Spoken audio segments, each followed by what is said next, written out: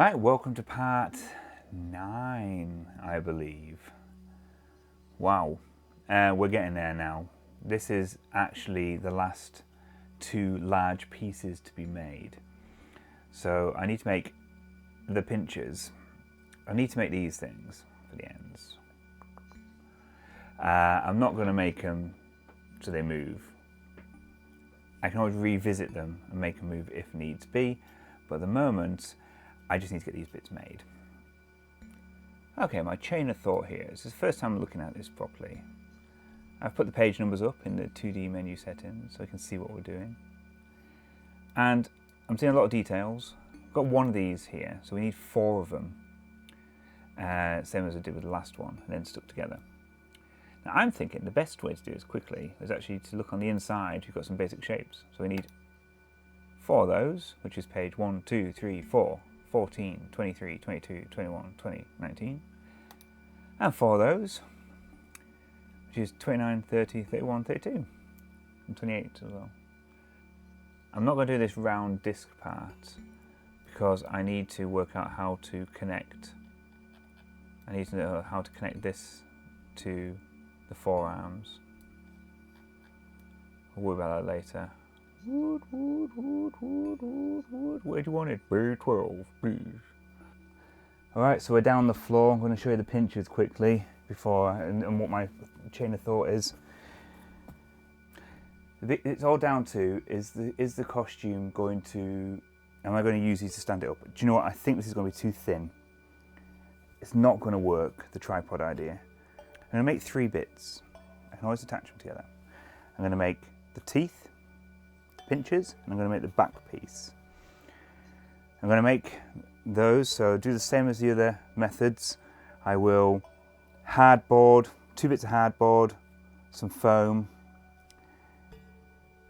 hardboard, foam, Troy's plastic. Let's see what that looks like. Alright, so what we've got here is got the left, right and left pinchers. So I've made 1, 2, 3, 4 of these out of the foam board again. And what I'm going to do is I had a little look on the pages and realised that this section is thick. So on page 10 and 11 with some parts of thickness, so I put them together to work out how big they are, the depth for the whole thing. And it's 11 centimeters. So it's about that big, like that. So I've cut a piece of foam out. So like I did with everything else, I'm going to box it out now with 11 centimeters of foam around both of them. Doing the same thing as before, filling the inside with some of that thin foam that's useless for painting. What I am doing here is I'm doing this symmetrically at the moment. I've learned in the past, if you do things symmetrically, if something goes wrong, it's easier to rectify. And to be quite honest, this costume, as I've said, I think in one of my very first videos, it's completely symmetrical except for the flamethrower on the roll cage, on the seat cage, or whatever you want to call it. Here's one. Wood. My plan of action here at the moment is I'm going to cover this now in foam, like I did with everything else. And the pinchers, here's the templates. So I'm going to make these now. So I've got the EVA Foam panels. I decided to go for the Troy's plastic pieces just to strengthen the inside. So I'll go like that. One side, other side. There we go. They're in shot. Widescreen as is meant to be seen. Aliens. There we go. So that's the idea. So I'm going to box them out now. So I've cut some bits of foam out. I'm going to glue these in. I'm actually leaving the textured side pointing outward and outward, either side. I'll glue these in. I'm just going to use a glue gun. Put the ends in, and then I'm going to put some pillars down, and then pop a lid on it. Just adding on a few details. So I'm just doing a little bit of the details on these, because as I said, I'm going to go over the whole costume and do a whole thing. I am as well, because of my room having not a lot of ventilation,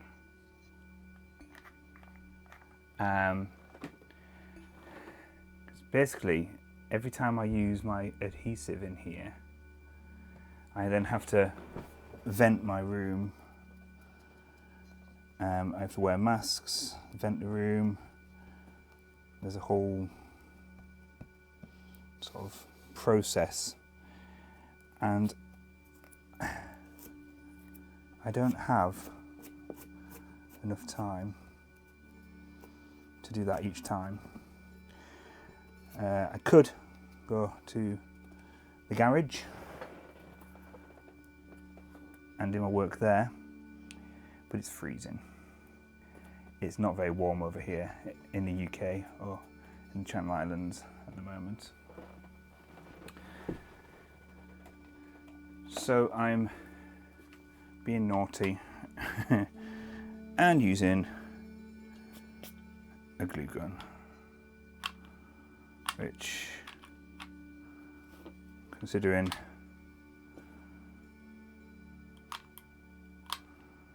the thing is, as you saw, that's how long it takes for me to glue gun something in here.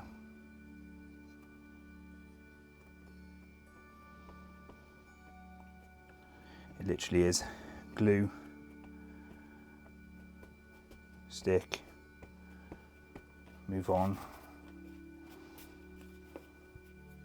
So here's the part here, and my idea is to put a pipe through. There's going to be a pipe running through it about there, something like that, and I will just put the pinchers, I'll just glue them on. So I'll have a pincher here and a pincher here, like that. Ah! Now, one thing is, I've been using a glue gun, as I said, and people say you should never use a glue gun. Well, I've kind of got it down to a T, so I'm okay. But I ran out of glue, and I went to a shop and I bought some glue that I've never bought before. And look at the mess down there. This is the first bit I did, so I didn't think, you should always test. But the glue went in, it heated at a different temperature, so when I squirted my usual way I do it, it went all over the place and covered one side when it squirted out. Obviously I learned very quickly and the rest are fine. This bit is a mess. So usually what I might do is I'll cover it with foam, but I'm actually thinking when I paint it in the rubber paint at the end, it should be fine. So there's an example why you should always test first, and the only reason why I'm not making another one of these is because I just don't have time, says the man making a video. Also, a little trick, well, it's not a trick, just a tool you guys need. So I'm going to be building the whole cage and things around Man Ripley, and I need to cut lots of pieces of pipe out. Have you ever tried cutting a bit of pipe using a junior hacksaw? It's a nightmare.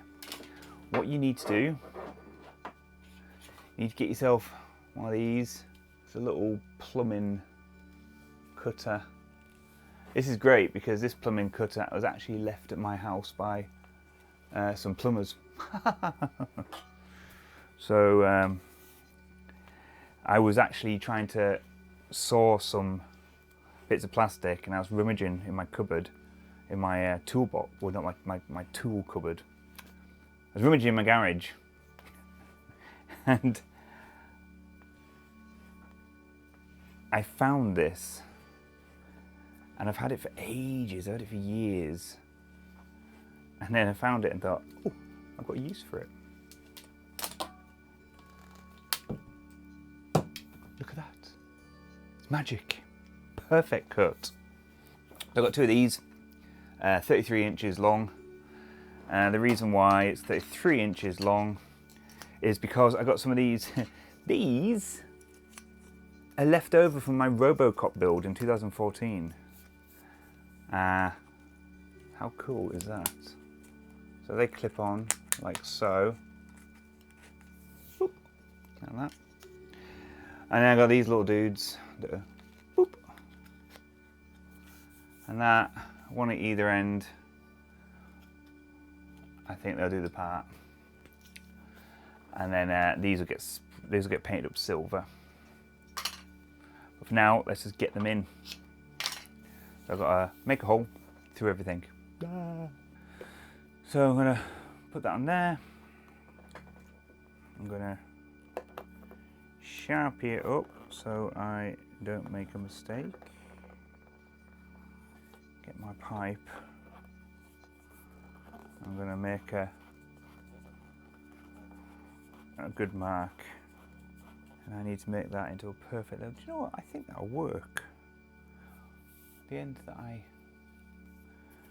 I cut, it's actually quite sharp. Basically do that until I get right through, and then I do it on the other side. I've got the bar in, see? So all it is on the end, a couple bits of plumbing. So I've got the little thing, little caps. I'll probably glue them in afterwards. And I've got this little thing I got from Robocop, just clips on. Just using whatever you find, really. I think what I've got to do next though is take this out of here and glue the pinches in. It's always nerve-wracking when you're doing something for the first time.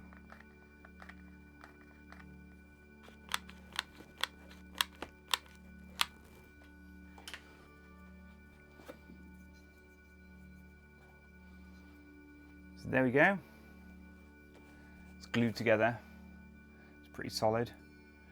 So now all I've got to do is, again, just send this pipe through again, like so.